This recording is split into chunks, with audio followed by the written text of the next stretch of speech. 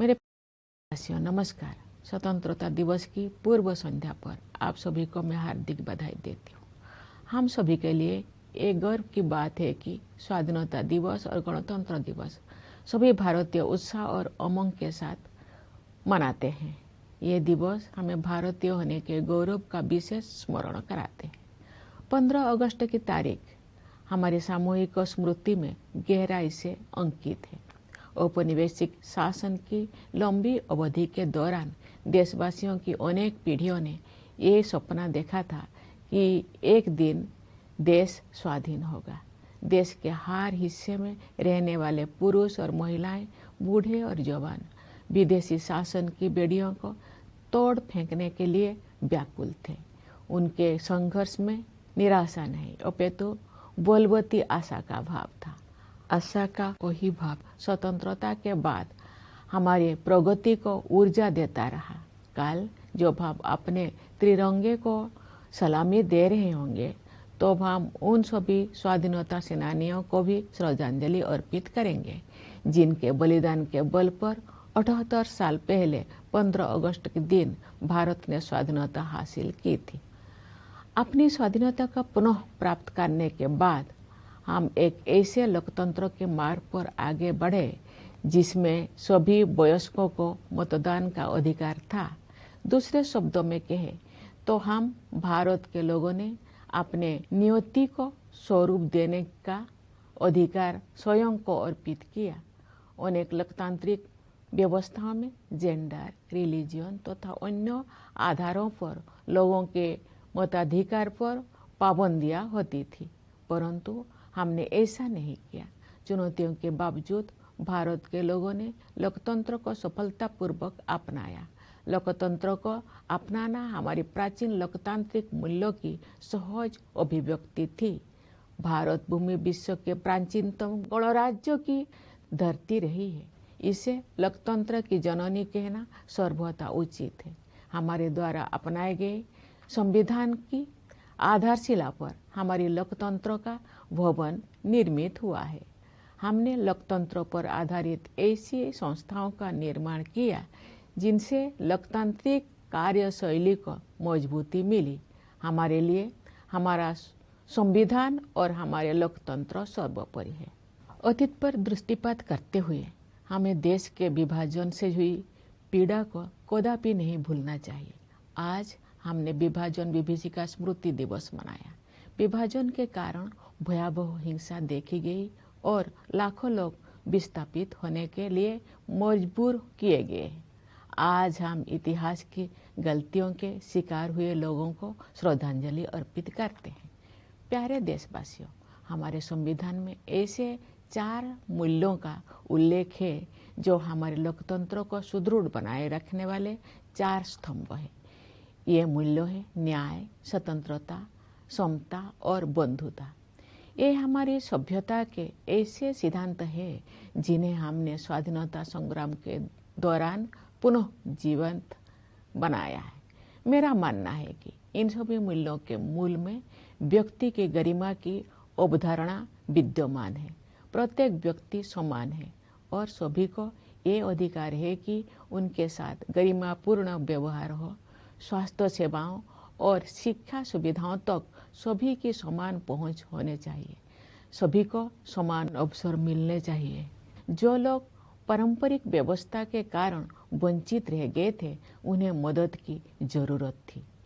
इन सिद्धांतों को सर्वोपरि रखते हुए हमने 1947 में एक नई यात्रा शुरू की। विदेशी हुकूमत की लंबी अवधि के बाद स्वाधीनता के समय भारत घोर गरीबी से जूझ रहा था, लेकिन तब से अब तक के 78 वर्षों में हमने सभी क्षेत्रों में असाधारण प्रगति की है। भारत ने आत्मनिर्भर राष्ट्र बनने के मार्ग पर काफी दूरी तय कर ली है और प्रबल आत्मविश्वास के साथ आगे बढ़ता जा रहा है। आर्थिक क्षेत्र में हमारी उपलब्धियां साफ साफ देखी जा सकती है। पिछले वित्त वर्ष में 6.5% की सकल घरेलू उत्पाद वृद्धि दर के साथ भारत दुनिया की प्रमुख अर्थव्यवस्था में सबसे तेजी से बढ़ने वाले देश है। वैश्विक अर्थव्यवस्था में व्याप्त समस्याओं के बावजूद घरेलू मांग में तेजी से वृद्धि हो रही है। मुद्रास्फीति पर नियंत्रण बना हुआ है, निर्यात बढ़ रहा है। सभी प्रमुख संकेतक अर्थव्यवस्था की मजबूत स्थिति को दर्शा रहे हैं। ये हमारे श्रमिक और किसान भाई बहनों की कड़ी मेहनत और समर्पण के साथ साथ सुविचारित सुधारों और कुशल आर्थिक प्रबंधन का भी परिणाम है। सुशासन के माध्यम से बड़ी संख्या में लोगों को गरीबी से बाहर निकाला गया है। सरकार गरीबों के लिए अनेक कल्याणकारी योजनाएं चला रही है। जो लोग गरीबी रेखा से ऊपर तो आ गए हैं लेकिन मजबूत स्थिति में नहीं है, उनको भी ऐसे योजनाओं की सुरक्षा उपलब्ध है ताकि वे फिर से गरीबी रेखा से नीचे ना चले जाए। ये कल्याणकारी प्रयास सामाजिक सेवाओं पर बढ़ते खर्च में परिलक्षित होते हैं। आय की असमानता कम हो रही है, क्षेत्रीय असमानताएं भी कम हो रही है। जो राज्यों और क्षेत्र पहले कमजोर आर्थिक प्रदर्शन के लिए जाने जाते थे, वे अब अपनी वास्तविक क्षमता प्रदर्शित कर रहे हैं और अग्रणी राज्य के साथ बराबरी करने की दिशा में आगे बढ़ रहे हैं। हमारे अग्रणी व्यवसायियों, लघु एवं मध्यम उद्यमियों और व्यापारियों ने हमेशा कुछ कर गुजरने की भावना का परिचय दिया है। समृद्धि के सृजन के मार्ग में आने वाली रुकावटों को दूर करने की आवश्यकता थी। पिछले एक दशक के दौरान बुनियादी ढांचे में हुए विकास में ये स्पष्ट रूप से दिखाई देता है। हमने भारतमाला परियोजना के तहत राष्ट्रीय राजमार्ग नेटवर्क का विस्तार और सुदृढ़ीकरण किया है। रेलवे ने भी नवाचार को प्रोत्साहन दिया है तथा नवीनतम टेक्नोलॉजी से युक्त नई तरह की रेलगाड़ियों और डिब्बे का उपयोग किया जाने लगा है। कश्मीर घाटी में रेल संपर्क का शुभारंभ करना एक प्रमुख उपलब्धि है। शेष भारत के साथ घाटी का रेल संपर्क उस क्षेत्र में व्यापार और पर्यटन को बढ़ावा देगा और नई आर्थिक संभावनाओं के द्वार खोलेगा। कश्मीर में इंजीनियरिंग के ये असाधारण उपलब्धि हमारे देश के लिए एक ऐतिहासिक माइलस्टोन है। देश में शहरीकरण तेज गति से हो रहा है, इसलिए शहरों की स्थिति सुधारने पर सरकार विशेष ध्यान दे रही है। शहरी परिवहन के प्रमुख क्षेत्रों पर विशेष ध्यान देते हुए सरकार ने मेट्रो रेल सुविधाओं का विस्तार किया है। पिछले एक दशक के दौरान मेट्रो रेल सेवा की सुविधा से युक्त शहरों की संख्या कई गुना बढ़ गई है। शहरों के कायाकल्प और शहरी परिवर्तन के लिए अटल मिशन यानी अमृत ने ये सुनिश्चित किया है कि अधिक से अधिक घरों में नल से पानी की भरोसेमंद आपूर्ति हो और स्टोरेज कनेक्शन सुविधा उपलब्ध हो। सरकार ये मानती है कि जीवन की बुनियादी सुविधाओं पर नागरिकों का हक बनता है। जल जीवन मिशन के तहत ग्रामीण घरों में नल से जल पहुंचाने में प्रगति हो रही है। अपने तरह के विश्व की सबसे बड़ी स्वास्थ्य सेवा योजना आयुष्मान भारत के अंतर्गत विभिन्न कदम उठाए गए हैं। उन प्रयासों के परिणाम स्वरूप स्वास्थ्य सेवा के क्षेत्र में हम क्रांतिकारी बदलाव देख रहे हैं। इस योजना के तहत अब तक 55 करोड़ से अधिक लोगों को सुरक्षा कवच प्रदान किया जा चुका है। सरकार ने 70 वर्ष और उससे अधिक आयु के सभी वरिष्ठ नागरिकों को इस योजना की सुविधा उपलब्ध करा दी है, चाहे उनकी आय कितना भी हो। स्वास्थ्य सेवाओं तक पहुंच से जुड़ी असमानताएं दूर होने से गरीब और निम्न मध्यम वर्गों के लोगों को भी सर्वोत्तम संभव स्वास्थ्य सेवाएं उपलब्ध हो रही है। इस डिजिटल युग में ये स्वाभाविक है कि भारत में सबसे अधिक प्रगति सूचना प्रौद्योगिकी क्षेत्र में हुई है। लगभग सभी गांव में 4G मोबाइल कनेक्टिविटी उपलब्ध है। शेष कुछ हजार गांव में भी ये सुविधा शीघ्र ही पहुंचा दी जाएगी। इससे डिजिटल भुगतान तकनीकी को बड़े पैमाने पर अपनाना संभव हो पाया है। डिजिटल भुगतान के क्षेत्र में भारत कम समय में ही विश्व का अग्रणी देश बन गया है। इससे डायरेक्ट बेनिफिट ट्रांसफर को भी बढ़ावा मिला है तथा लक्षित लाभार्थियों तक कल्याणकारी भुगतान बिना किसी रुकावट और लीकेज के पहुंचना सुनिश्चित हो रहा है। दुनिया में होने वाले कुल डिजिटल लेन देन में से आधे से अधिक लेन देन भारत में होते हैं। ऐसे बदलाव से एक गतिमान डिजिटल अर्थव्यवस्था का निर्माण किया गया है, जिसका योगदान देश के सकल घरेलू उत्पाद में साल दर साल बढ़ रहा है। आर्टिफिशियल इंटेलिजेंस टेक्नोलॉजिकल एडवांसमेंट का अगला चरण है, जो हमारे जीवन में अपना स्थान बना चुका है। सरकार ने देश के एआई क्षमताओं को मजबूत करने के लिए इंडिया एआई मिशन शुरू किया है। इस मिशन के तहत ऐसे मॉडल विकसित किए जाएंगे जो भारत की विशिष्ट आवश्यकताओं को पूरा करेंगे। हमारी आकांक्षा है कि वर्ष 2047 तक भारत एक ग्लोबल एआई हब बन जाए। इस दिशा में सामान्य लोगों के लिए तकनीकी प्रगति का सर्वोत्तम उपयोग और प्रशासन व्यवस्था में सुधार करके उनके जीवन को बेहतर बनाने पर विशेष ध्यान दिया जाएगा। जनसामान्य के जीवन को बेहतर बनाने के लिए कारोबार को आसान बनाने के साथ साथ जीवन को आसान बनाने पर भी समान बल दिया जा रहा है। विकास तो भी सार्थक होता है जब हाशिए पर के लोगों तक सहायता पहुंचे और उनके लिए नए अवसर उपलब्ध हो। इसके अलावा हम हर संभव क्षेत्रों में अपनी आत्मनिर्भरता बढ़ा रहे हैं। इससे हमारा आत्मविश्वास बढ़ा है और विकसित भारत बनने की हमारी यात्रा की रफ्तार तेज हुई है। पिछले सप्ताह 7 अगस्त को देश में राष्ट्रीय हथकरघा दिवस मनाया गया है। इस दिवस को मनाने का उद्देश्य हमारे बुनकरों और उनके उत्पादों का सम्मान करना है। हमारे स्वाधीनता संग्राम के दौरान 1905 में शुरू किए गए स्वदेशी आंदोलन की स्मृति में वर्ष 2015 से ये दिवस हर साल मनाया जाता है। महात्मा गांधी ने भारतीय कारीगरों और शिल्पकारों के खून पसीनों से निर्मित और उनके अतुलनीय कौशल से युक्त उत्पादों को बढ़ावा देने के लिए स्वदेशी की भावना को और मजबूत किया था। स्वदेशी का विचार मेक इन इंडिया और आत्मनिर्भर भारत अभियान जैसे राष्ट्रीय प्रयासों को प्रेरित करता रहा है। हम सबको ये संकल्प लेना है कि हम अपने देश में बने उत्पादों को खरीदेंगे और उनका उपयोग करेंगे। प्यारे देशवासियों, सामाजिक क्षेत्र में किए गए प्रयासों से संवर्धित समग्र आर्थिक विकास के बल पर भारत 2047 तक एक विकसित अर्थव्यवस्था बनने के मार्ग पर अग्रसर है। मैं समझती हूँ कि अमृत काल के इस दौर में आगे बढ़ते जाने की राष्ट्रीय यात्रा में सभी देशवासी यथाशक्ति अपना सर्वाधिक योगदान देंगे।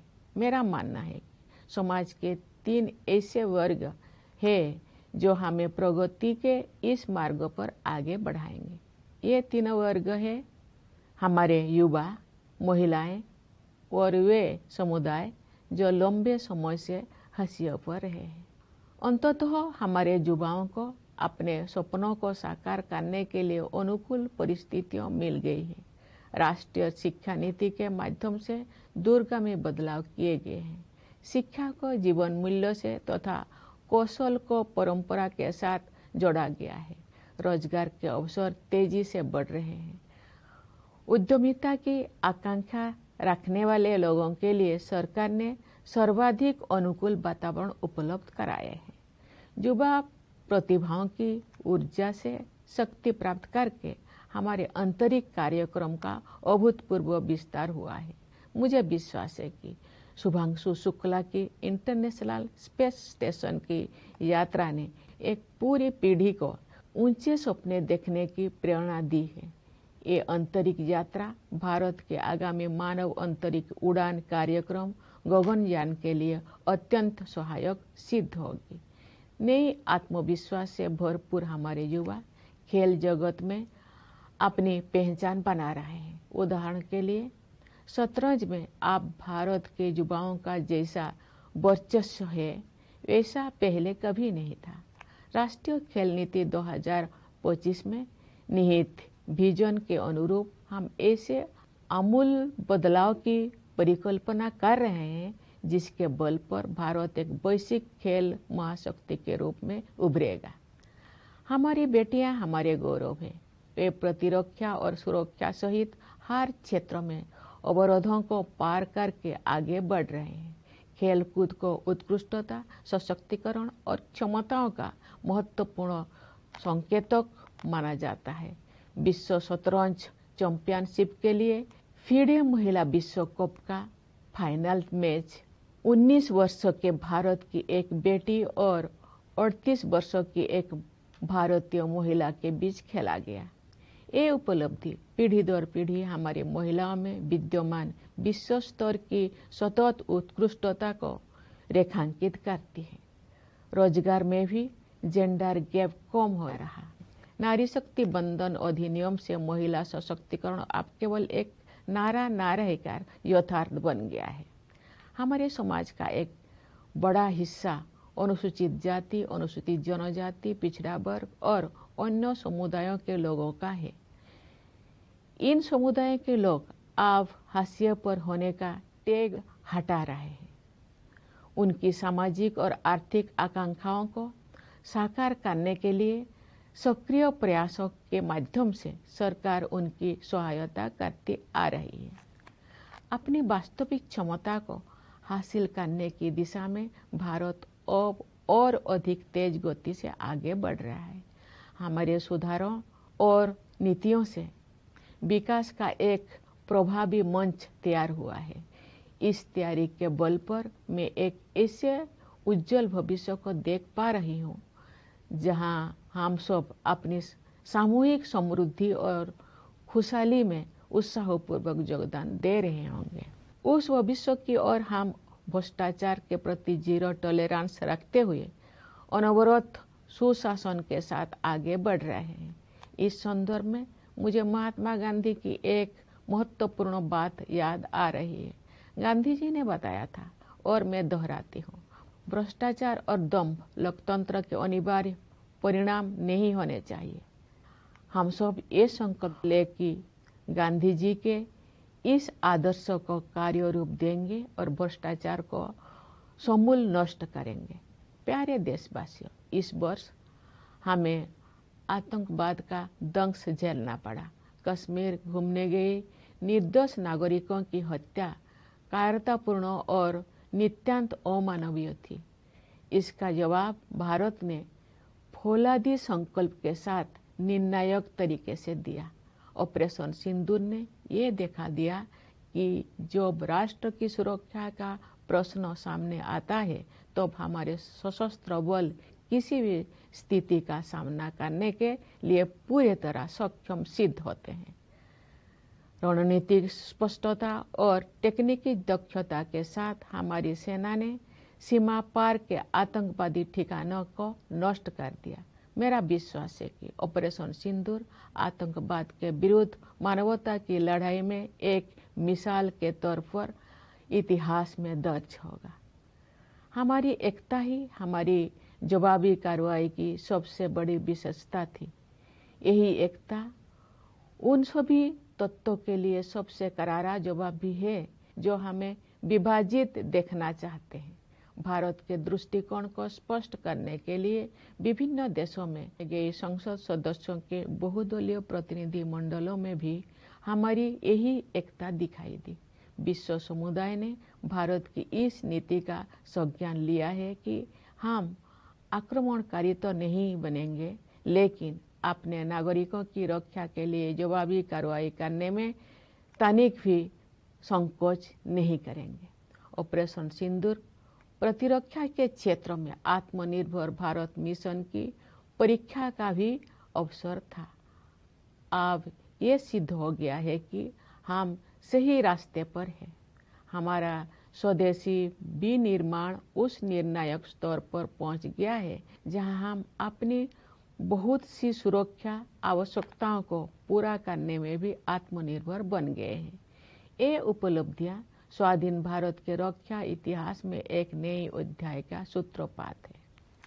प्यारे देशवासियों, इस अवसर पर मैं आप सभी से ये आग्रह करना चाहती हूँ कि पर्यावरण की रक्षा के लिए आप सब हर संभव प्रयास करें। जलवायु परिवर्तन की चुनौती का सामना करने के लिए हमें अपने आप में भी कुछ परिवर्तन करने होंगे। हमें अपनी आदतें और अपनी विश्व दृष्टि में बदलाव लाना होगा। हमें अपनी धरती, नदियाँ, पहाड़ों, पेड़ पौधे और जीव जंतुओं के साथ अपने संबंधों में भी परिवर्तन करना होगा। हम सब अपने योगदान से एक ऐसे पृथ्वी छोड़कर जाएं जहां जीवन अपने नैसर्गिक रूप में फलता फूलता रहे। प्यारे देशवासियों, हमारी सीमाओं की रक्षा करने वाले सैनिकों, पुलिस तथा केंद्रीय सशस्त्र पुलिस बलों की ओर मेरा ध्यान विशेष रूप से जाता है। मैं न्यायपालिका और सिविल सर्विसेज के सदस्यों को भी अपनी शुभकामनाएं व्यक्त करती हूँ। विदेशों में स्थित भारतीय दूतावासों में कार्यरत भारतीय अधिकारियों और प्रवासी भारतीयों को भी मेरी ओर से स्वाधीनता दिवस की हार्दिक शुभकामनाएं। मैं एक बार फिर आप सभी को स्वाधीनता दिवस की बधाई देती हूँ। धन्यवाद। जय हिंद, जय भारत।